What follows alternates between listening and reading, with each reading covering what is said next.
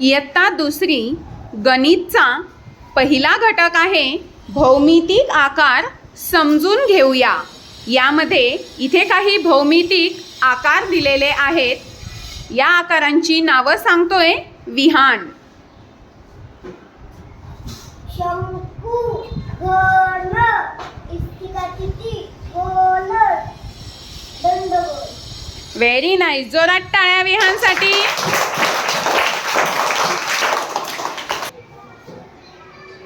शंकू,